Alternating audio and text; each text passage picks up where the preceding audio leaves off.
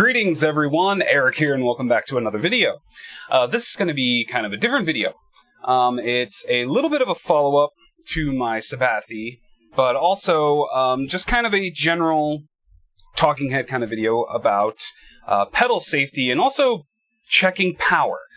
You see, I was having some weird issues after I did the Sabathi review, where when I was going to band practice, I noticed that for some reason the pedal wouldn't turn on, like at all, on my pedal board.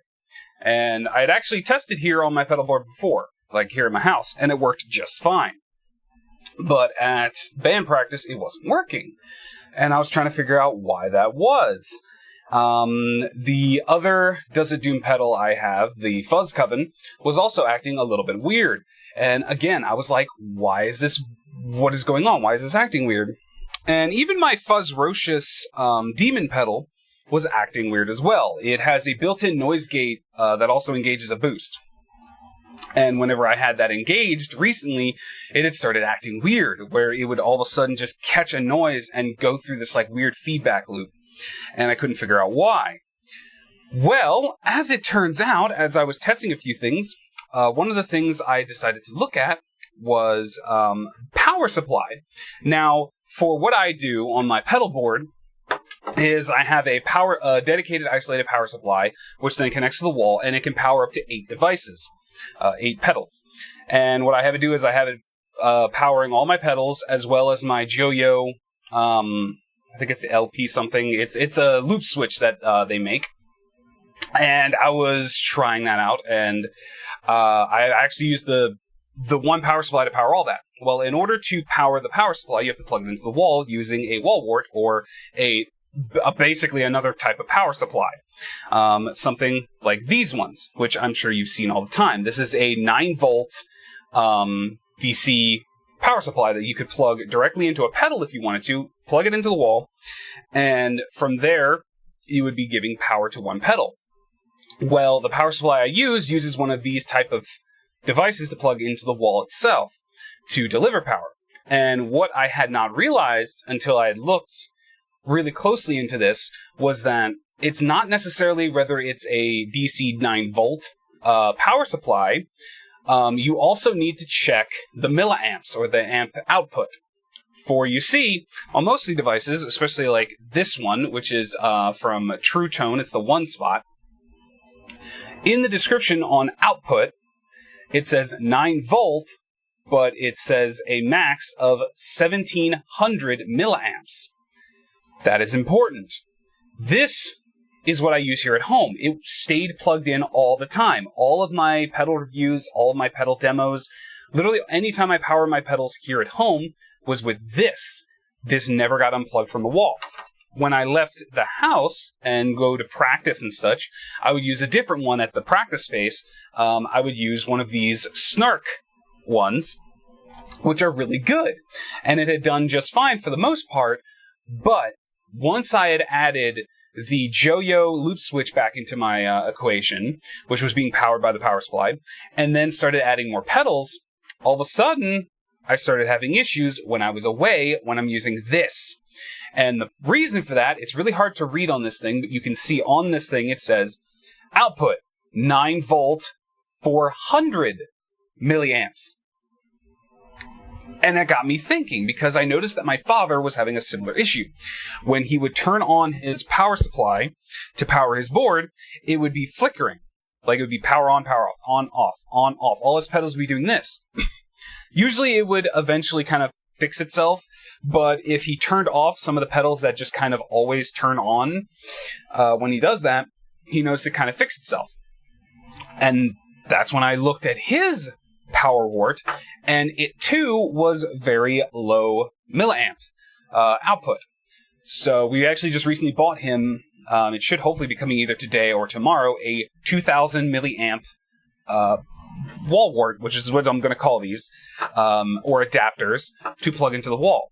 And hopefully that fixes his problem, but it was literally an issue that I had had before while using this, because this could not output enough to power 8 pedals or 8 outputs all at the same time without getting weird because each of the pedals was pulling a certain amount of power that they needed or that they required in milliamps.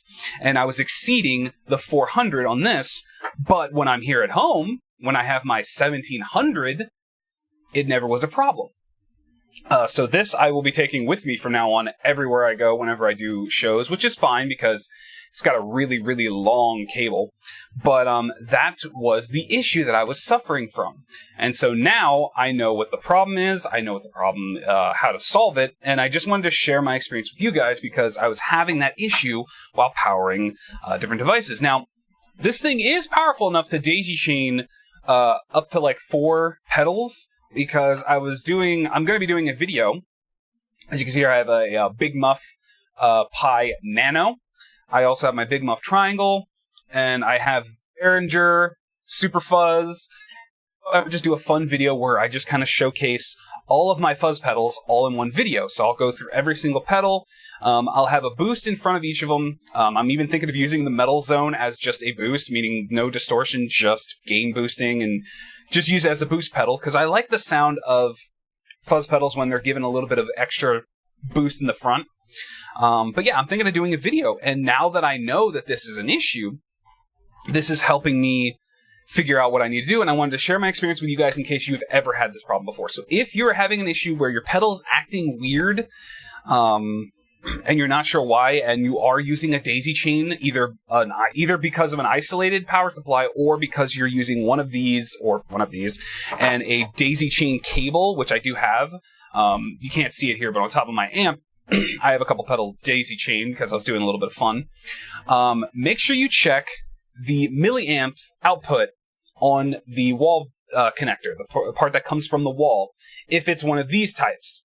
One of these type of adapters, and make sure that the milliamps is giving you enough power, because remember, each of these is going to require probably a slightly different amount of power each. I believe a lot of overdrives, fuzzes, and distortions usually only take around 30 milliamps from what research I've been able to figure out, but it's still something you want to check on and make sure that you know.